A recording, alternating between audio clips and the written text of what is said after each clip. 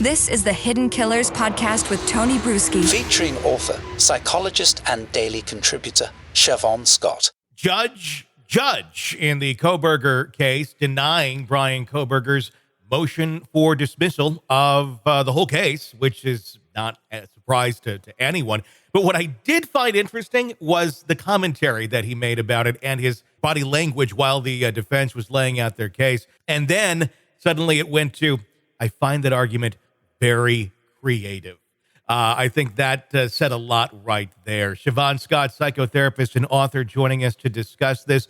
What was your reaction to the Kohberger hearing the other day, where we heard the response from the judge of very creative? Yeah, no surprise at all. And it's just interesting how judges differ so much, isn't it?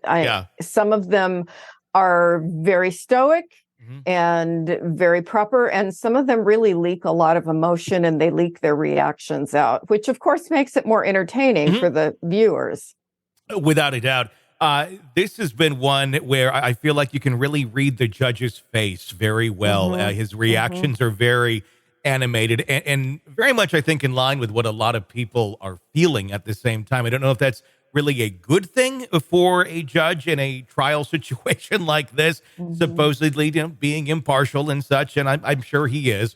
But the reactions are kind of priceless. But anyway, the dismissal thrown out and cameras are staying in the court, which brings us back to the camera discussion. It's interesting because both the defense and the prosecution have requested no cameras, please. The families, most of them saying, yeah, we think we should hear this. Obviously, all the media and really just anybody who wants to learn more about this saying, yes, please keep cameras, but he's going to keep it in under control is the way he stated it. What's your take on this? Both parties, defense and prosecution, saying, please no. He's saying, yeah, I'm going to keep them in. Well, I think, they each would have their reasons for feeling like that it doesn't benefit them to have cameras. And for one thing, for the defense, you get Kohberger's unusual facial expressions and reactions. And I'm sure that they're thinking that may not work to their benefit, to his benefit. And then I would think for the prosecution, it changes the dynamic having a camera. I mean, there's no way it can't. And I would think it puts them under a different sort of pressure. They know that the world is watching. Yeah. And that's got to change the way they perform. And there may be some that thrive under that. And there may be others that just feel like, that's just a layer of stress we'd rather not have. Sure. I want to go back and talk about some of the early writings of Bryan Kohberger that we saw early on in this investigation, the documents that talk about visual snow and being disconnected, those ones. And what I wanted to understand more about that from you is when someone, I believe he was in his mid-teen years, if I'm correct, when he was writing those posts online, when someone's feeling those things, and it seemed like it was a very infancy of him recognizing those emotions and those feelings at that time, of recognizing, I just don't feel connected. I see him at a family gathering. I don't feel a connection to anyone. And the visual snow was also interesting. When someone begins to feel that way, especially in their adolescence as they're developing, does that go away? Is that something that one can break out of, or is that just kind of your genetics, how your brain develops, and you get what you get? It's a red flag for some big problems and not a typical adolescent experience. I mean, adolescents go through a lot of turmoil and tumult, but that's not a typical adolescent experience, and really a red flag for personality problems. And personality is 50% genetic, 50% environmental forces. It's different with everybody. So could he have had some kind of intensive therapy at that point that might have made a difference? Who knows? Maybe not. It's clear that it didn't happen. And there were just so many, signs that he was really disturbed. And it didn't sound psychotic, but it did sound like a personality problem that was becoming pretty set.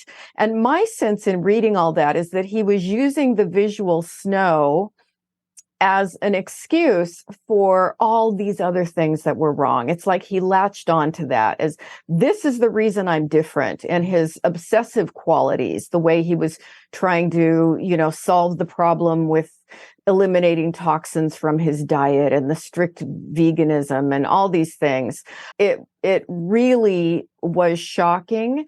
And I have to think perhaps his family had no idea that he was keeping all this secret, because you would think if they knew, they would have been more proactive about getting him help, but maybe not, He's certainly an odd duck, but the grandiosity, that tendency, he wrote so much in that forum he was involved in and tried to come off as an expert. And that was the personality quality that carried over into his university years, where everybody said he always had to be the smartest guy in the room and knew more than everyone and was so arrogant.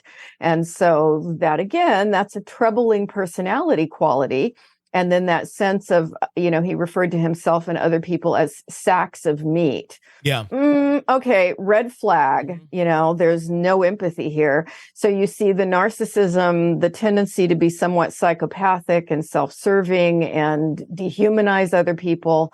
And, if in fact he is the killer, then there was the sadistic element too. So that's kind of the classic serial killer. Yeah.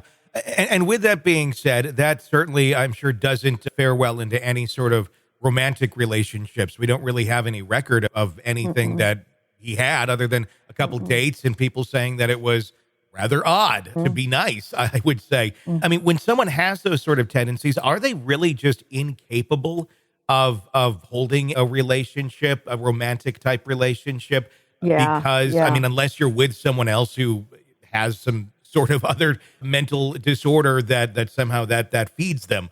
But when you have that, I mean, how difficult is that then to interact in that sort of a way? Pretty much impossible to have intimate friendships, even, bonding with people on a deep level who are normal, because he just doesn't go there. He doesn't do that.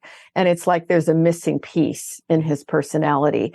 And I don't think that's going to work out in a relationship where skills at connecting are the basis for relationships, intimate relationships. Sure. And without having that, there's no a chance of that. He seemed to very much be frustrated by that, from what we can understand, that, he thought he was the smartest person in the room. So why wouldn't everybody love him? Why wouldn't women be flocking to him? That seemed to be kind of a piece of mystery to him, when he never really realized maybe it's me. Maybe there's something I need to work on. And I need to look at myself, and maybe I do have visual snow, which is frustrating, but that's not the cause of all this other stuff that's wrong. No. What I was wondering, and this came to me the other night when I was thinking about this case, and maybe it's a far out there theory, but my thought process was on his frustration with women, everything we talked about there, his inability to connect, the visual snow, everything there, but feeling very smart over here, but very rejected over here.